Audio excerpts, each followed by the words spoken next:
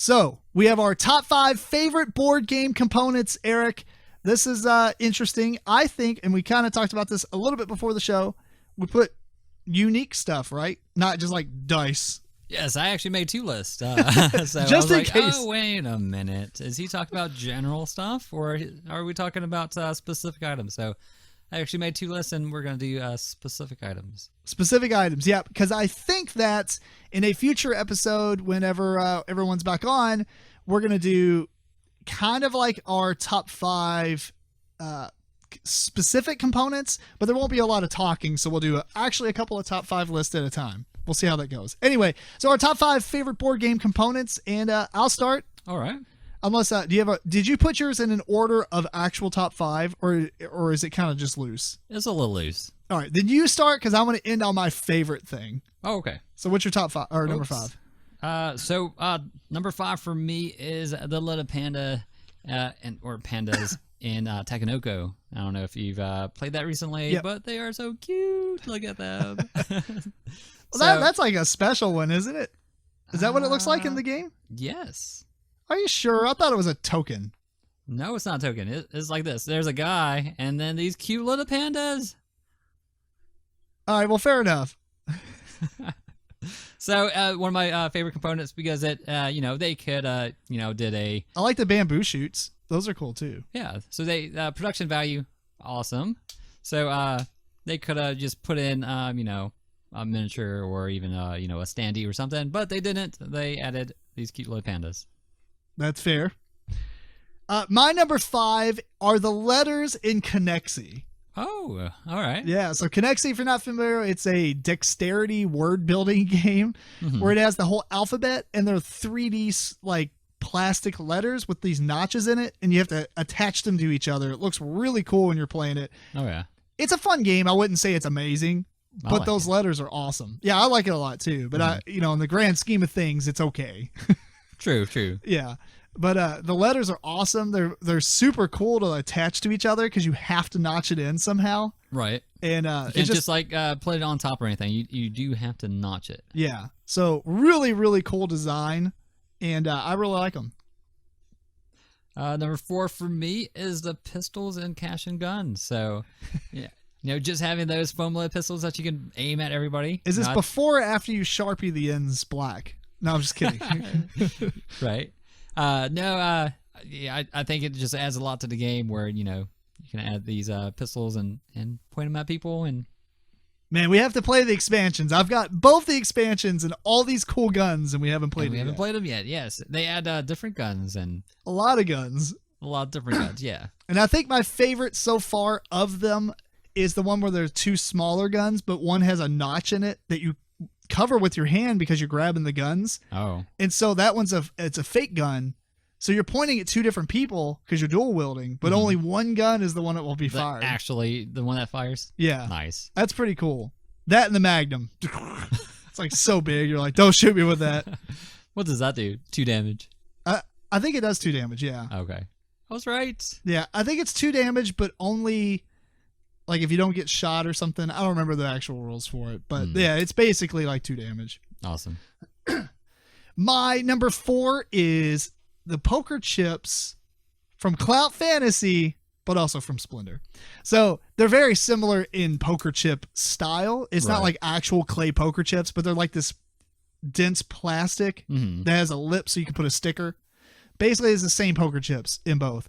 Mostly, I like Clout Fantasies because it's when you're playing the game, it's a dexterity game where it's basically Magic the Gathering with poker chips that you throw at a table. It's not around anymore because it's a fun game. Yeah, it's really fun. I think that at some point, Crash Games bought the license and they were going to re-release it, but then they went out of business and some crazy stuff happened. So who knows what happened to the Clout Fantasy license? Somebody should pick it up or sell it to me and I'll do it. Right, yeah. So we haven't played this game in, 4 or 5 years. It's been a while, but fond memories. I've got a ton of it, though. And it's just really cool to, like, sit there with them in your hand and be like... Right. Like just like you would in poker or even in Splendor, but you're holding them in your hand and you get to pick the chip you want to throw next, and they're weighty, and Splendors are really nice and hefty. It's just super good. Super good. All right. So piggybacking off that, my number 3 is Chips and Splendor and Too Many Bones. Oh, okay, So, yeah. I forgot so- Too Many Bones have these two, yeah. Right. So same thing that you just kind of you said. So they are nice and hefty, and they look nice, and you know you get to play with them. So It's just like so fidgety. right. Yeah, anything you can tactile. fidget with is awesome. Mm-hmm. Okay, so my number 3? Yes. All right, my number 3 are the item meeples in the Oh. Tiny Epic games. Okay. If I would have remembered it, probably would have made my list. Yeah, so awesome. I want to say specifically the ones that are in Tiny Epic Quest Right. and possibly the Tiny Epic Tactics, which isn't out. But I just love the idea of having the weapons that your character has equipped On your Meeple? attached to your meeple. Yeah. So awesome. Yeah. You have a shield, put a shield on, have a knife or a Yeah. bow or Yeah, it brings me back to playing like Warhammer 40K because it's supposed to be like WYSIWYG. So when you look at the model, everything on it is represented of his character in the game. And so it's got a flamethrower, it has a flamethrower. If it's Right. got 2 pistols, it's got 2 pistols. It's awesome. So I really like this. I mean, I haven't got around to painting them, but I will. the weapons and stuff. I more than likely will paint the ones in Tactics first when it comes out. Tiny Epic Mechs look awesome. Tiny Epic Zombies is awesome too. It's not as awesome in Tiny Epic Zombies, even though it looks visually awesome. I think it's cooler when you go up against somebody and they see what they're getting, what you have. Right. So that's why I'm really looking forward to Tiny Epic Tactics, because you can look and be like, oh, he's got a bow. I need to hide behind this wall or whatever. Right. So, yep, the item meeples are awesome. Cool. Number 2 for me is the Cube Tower, and this is used in a couple games. I don't know if Queen has a something that's like a patent on it or something. Yeah, that other people can't make it, but I believe other people can should put them in their games, because I do like this Cube Tower effect. This tower, you put cubes in it, and it has different notches where some of these cubes are going to gather up some cubes as they fall down the cube track. And you might throw 3 green cubes in and 2 red come out, so you never know what you're gonna get, and that's why I kind of like it. So. Yeah, that's a cool mechanism. And I just got Immortals, so it has a cube tower. We're gonna have to try it out. Looking forward to that. My number 2. That was your number 2, right? That was my number 2. You're right. It's 2 people, Tim. My number 2 are cardboard structures. This is probably the one that I actually have multiple examples. But like when you build the airship in Celestia, the trains in Colt Express, the sword and sword crafters, like stuff like that. Even the Wingspan dice tower is kind of like this. Right. But above all of these are the plastic card ships of Pirates of the Spanish Main. It's a collectible ship game. We haven't played this one, have from we? WizKids. It's old. Oh, okay. I was playing it before I even knew you, and then I stopped playing it way before I knew you. Oh, gotcha. Yeah, it was probably Gen Con like 10 years ago. It's pretty old. Hold on, let's see. Pirates of the Spanish Main. Let's see when it was released. 2004. Oh, wow. Yeah, it came out 2004. It was out for a few years, and it was pretty awesome. Do you know about it at all? No. All right, picture this. Picture a credit card. So it's called plastic card. So it's kind of like credit card material, and they stamp out all the pieces on that credit card. So when you take your card to play, you poke out the sails and you poke out the pieces of the ship, and you build your ship, and you play 3D ships on the table. And you got all these like cardboard islands that you sail to collect gold and bring them back. And you shoot each other you use, other plastic card, other cards that you have. And you either use the long side or the short side to shoot. And you have dice, and the dice are microscopic, or you can use normal dice. Yeah. And you're shooting each other and sink their ships and stuff like that. They respawn and all that stuff. So on these cards, I guess, all their stats are on their cards too.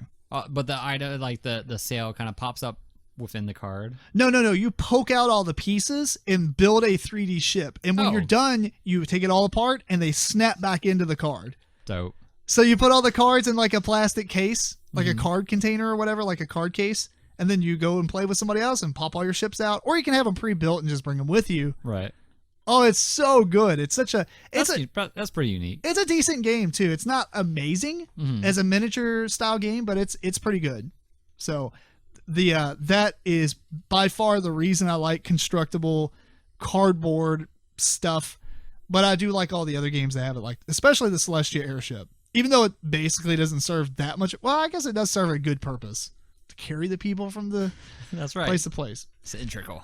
Did you come up with an honorable mention? I did. All right. Honorable mention for me is marbles. Actually, no, like Just marbles. Yeah, marbles. You don't ever see marbles in board games, so well, I guess instead of like I can only think of 3. Oh, okay. Well, other without than thinking Kerplunk. and games in that nature, there's a Potion Explosion and Gizmos. So I like and the Secret of Monte Cristo.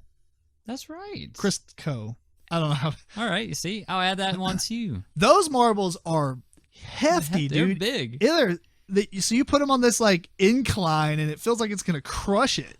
What about, is Potion Explosion marbles like basically normal marbles? Same marbles as Gizmos, except when you Gizmos are plastic though. are they? Yeah.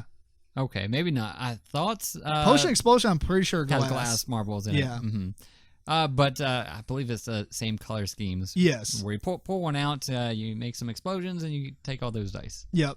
And then the Secret of the Monte Cristo. Oh my gosh, I can't even pronounce it.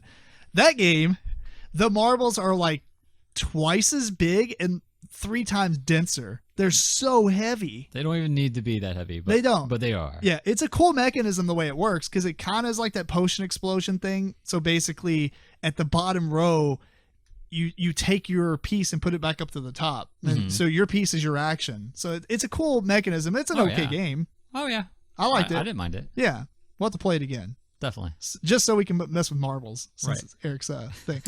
My honorable mention is plastic crystals.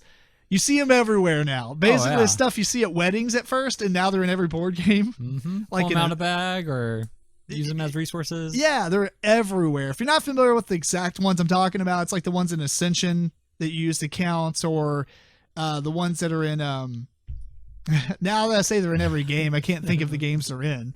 But Ascension is the biggest one, because that's the first one I saw them in, and so I remember them very well from that game.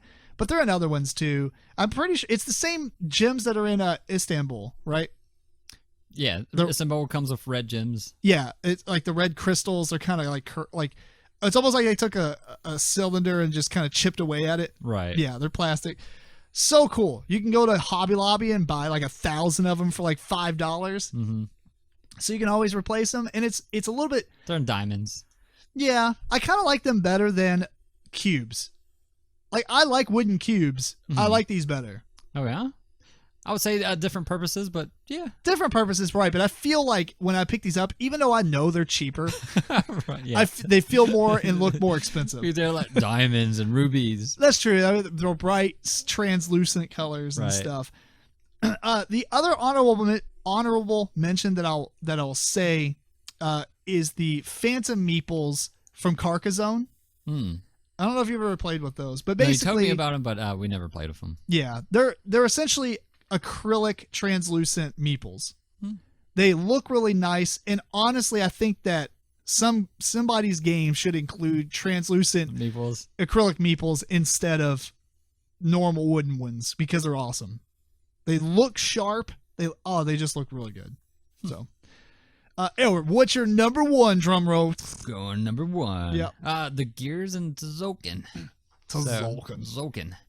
So, the Gears and Tzolk'in, I like that a lot because it's pretty unique. You know, you put your workers, which are little cylinders, into these little worker placement slots, and not only does it kind of keep track of the game years and the rounds of the game, it moves your workers around each round. So the longer you keep them on there, the better benefits they're going to reap for you. So yeah, I think it's unlike anything that another game I could think of right now offers. So no, I think Aura et Labora has that type of movement, like you push stuff around or whatever, but it's definitely not on this crazy gear system. Are you going to end up painting yours? Maybe it's it might take me a couple years, but yeah, if I get the time, I wouldn't mind painting it. You know, honestly, because right now it's just like this beige color gear system. Even if you took the game, painted it like a dark gray, or not the game, but the pieces, painted it dark gray. The plastic pieces. Yeah, and then just dry brushed over top of it like a lighter gray. Like a stone kind of. Yeah, it would make all the actual symbols and stuff pop with like a lighter gray. I would have to take the stickers off. Are there stickers? Mm-hmm. Oh, I didn't know there were stickers. You're screwed, Eric. Well, you should have done that first. Right. There's a big sticker in the center, which tells you which gears they are. And at least on the big wheel, there's 2 stickers on both ends. Or maybe there's 4. Kind of forget right now. But it tells you, like, you know, the end of the ear. Man, I wonder if you can get replacement stickers because... That'd well, be nice. I don't know. I guess you could, if they're glossy enough, you could probably wipe the paint off of it real quick. Maybe. It would be bad. It'd be bad testing. Right. I wouldn't want to try that. But either way, if you paint it like a dark and then just dry brush the highlights silver or like a lighter gray, you wouldn't have to do like all these people online where they're painting it like 26 different colors. Which looks really awesome. But yeah, I bet it does take a little bit of time. It takes a lot of time, but it would have no effort. You could literally do this in 15 minutes. If you, because you haven't dry brushed, right? I don't think so. No, not really. No. If you're not familiar with it, or the listeners aren't, basically, say you've got a bumpy surface and you paint it a dark color, like solid dark color, like a black. Yeah, and then like take a stone, basically paint it black, and then take a brush that has really loose bristles, like a bunch of them, like an old bristle, like it's just like really it's not stiff at all. Right. Dip it in paint barely, and then wipe it off on a napkin over and over and over. Just keep swiping on it until it's a powder, and then you're like a archaeologist, and you're like brushing the stone really light, so it's just you have to go over it like 150 times before the paint actually sticks. Right. And it just catches all the upper areas and it leaves all the recesses the dark color. And it just looks like you're an amazing painter, but it took nothing to do. Kind of blending these colors in. Yeah, I mean, you could dry brush your way to victory. To being an awesome painter. Yeah. I mean, yeah, it's awesome. It looks really good. If you combine it with other methods, it even looks better. But for this purpose, just dry brushing that, it'll look great. So... anyway, enough on the Sulkin thing. My number 1 is the Heroscape tiles. Oh, okay, yeah. It is phenomenal. Being a very Final Fantasy Tactics style guy, it's nice to see all these interlocking, and you haven't played this yet, right? No, I mean, I've seen it. I've been around it. So much of it. Why? But we have never actually played the game. Yeah. That's fair. I played it a ton, but... I know there's all kinds of different tiles as well. I didn't know if there's any reason to have... I know there's water tiles, but I think there's like mountain tiles and like plains. There's rules for some of them, but not all of them. So there's grass and there's mountain rocks and there's like this light tan kind of roadish color. You have to play scenarios that point those out, but otherwise they're just effectively open terrain. Open ground. Yeah. It's all the tiles that are half the size, like the water and the lava tiles and the swamp tiles. Those have actual rules to them. But otherwise you just build them up, and like, it's got this really sweet idea that you stack the tiles up, and that's like a level of height. Right. And so if you want to move from hex to hex, it's one space. But if you want to move hex to another hex that's a different elevation, you count the amount of hexes it's up. And that's how many spaces of movement. So if you're climbing up a 4-high spot, it costs you 4 spaces to move up there. You gotta climb it. Yeah, because you got to climb it. Right. So, and then if it's too high, because each character has like an actual height number on their card, if it's higher than your height, you can't climb it. So the idea, yeah, because if you're short, you can't get up really tall, and people have wings and they can just circumvent all of it. But it's really cool. It looks awesome. On top of that, there's a whole like castle system that you can build. This game looks phenomenal. It's incredibly annoying to get out and build a map. But once you build a map, it's awesome. It's such a cool looking thing. I mean, you've been to Gen Con and seen boards set up, and it's I want to play that. A lot of times, I wouldn't mind trying it out. Yeah, man, I would probably end up picking more of this up because I did not have like much from the last couple waves, but it was really expensive for the longest time. And now I think it's kind of came down. Some of them are still expensive, but some of them are really easy to get a hold of. Are they? Okay. Yeah, I knew a lot of them were going for some premium money. Yeah, it was pretty crazy. That's it for our top 5 favorite board game components. Eric, you do have your other list if you want to run through that. Is there any specific games in there, or is it just top 5 general components? Oh, general components. I kind of reused some of them, but what are they? Just blast through them real quick. Number 5 was a cube tower. Number 4 was poker chips. Number 3 was miniatures. Number 2 was wooden components, that being meeples, veggie meeples, and whatnot. Yeah. Or even, any other kind of wooden tactile wooden components. Just like a lot of wood in my game. Make it heavy. And then number 1 was going to be dice. Just because, it gives you unexpected moments. A lot of the times it provides some of the most memorable moments. Because you're like, oh man, we're going to lose. The only way we're going to win is if this roll goes off. Yeah. And it does, and you're like, ah. So it makes some memorable moments, and yeah. If I had to quickly come up with my top 5 general components, it would be most likely dice is number 1. My number 2 would be miniature cards. Like the mini cards? The mini cards. Mm-hmm. I love those things, especially when they have a lot of information on it. I know that sounds really odd. Right. But take like games like Warhammer Quest, the adventure card game. I think that had it. No, I might not. Either way, it doesn't matter. A lot of the Fantasy Flight games that have small cards, like especially the World of Warcraft and board game and StarCraft board game, right? They have a ton of information on a small card, and it's just really cool because there's no artwork, so it's just a bunch of stats or symbols or whatever. I don't like it so much when it's just a card and it has like +1, stuff like that. I like it when it has more information, but I love those small cards, mini cards. And I am straight baffled by why there are not any deck boxes. For mini cards, right? We can make a fortune. Why are we doing this? That's right. So I like dice is number 1, mini cards number 2. 3 would probably be gems of some sort. I really, really like the gems in Livingston, like the chunky glass. They're not glass, but they're plastic. Acrylic. Yeah. Huh? Acrylic. Yeah, acrylic gems. I like those a lot. Number 4 would probably be poker chips. I really like poker chips. Not as much as Matt and you. Matt's probably be poker chips as number 1.